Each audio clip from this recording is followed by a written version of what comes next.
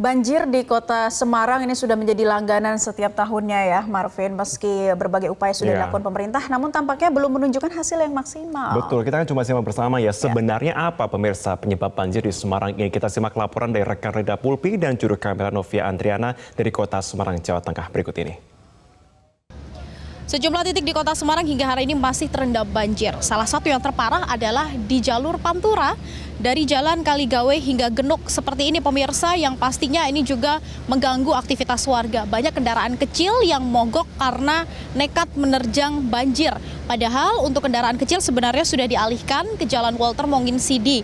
Namun mereka tampaknya lebih memilih jalur ini karena ini merupakan jalur tercepat jika mereka dari kota Semarang akan menuju Kudus dan juga Demak. Selain di sini, ada sejumlah daerah di kota Semarang yang juga masih direndam banjir, antara lain di Kecamatan Genuk, seperti di Kelurahan Trimulyo, Kelurahan Genuk Sari, dan Walter Monginsidi. Sementara untuk Kecamatan Pedurungan, ada di Mukti Harjo Lor, Mukti Harjo Kidul, dan Tlogosari Kulon. Kalau kita bandingkan pemirsa, selama 3 tahun terakhir ini bukan pertama kalinya kota Semarang mengalami banjir besar. Pada awal tahun 2021 silam, dikarenakan intensitas hujan yang tinggi, kota Semarang ini juga sempat direndam banjir bahkan hingga objek-objek vital seperti stasiun dan bandara. Kemudian pada pertengahan tahun 2022 ini juga Semarang direndam oleh banjir dikarenakan ada tanggul yang jebol. Ini mengakibatkan pesisir utara Semarang ini lumpuh total. Dan yang terakhir adalah akhir tahun 2022 hingga hari ini, awal 2023 masih belum surut di sejumlah titik. Penyebabnya sebenarnya ada sejumlah penyebab pemirsa, kenapa kota Semarang ini sering direndam banjir. Yang paling umum adalah karena curah hujan yang tinggi dan juga posisi kota Semarang yang ada di pesisir utara Jawa. Ini menyebabkan kota Semarang sering terjadi rob.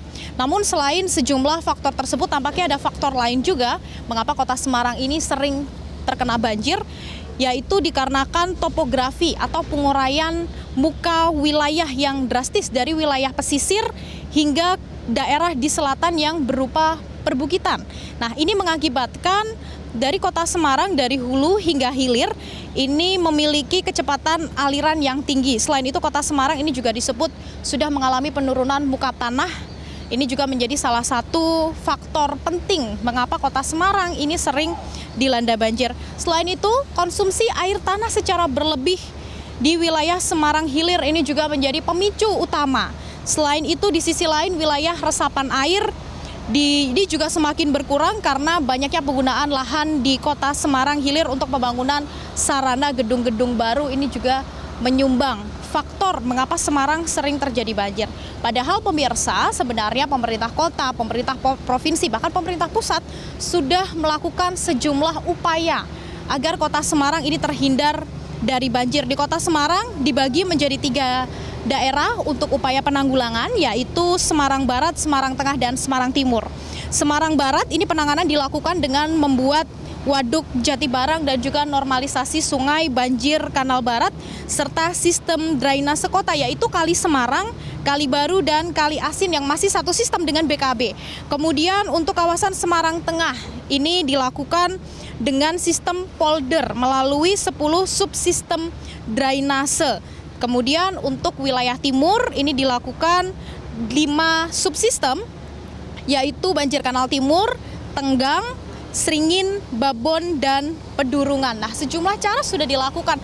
Bahkan pada akhir tahun ini juga sudah dilakukan perbaikan tanggul, pengecekan pompa, penambahan pompa air, dan juga dilakukan rekayasa cuaca. Namun sayangnya kota Semarang tetap direndam banjir. Tentu ini menjadi PR besar bagi pemerintah kota, pemerintah provinsi, dan pemerintah pusat untuk mencegah agar Semarang tak kembali direndam banjir tahunan.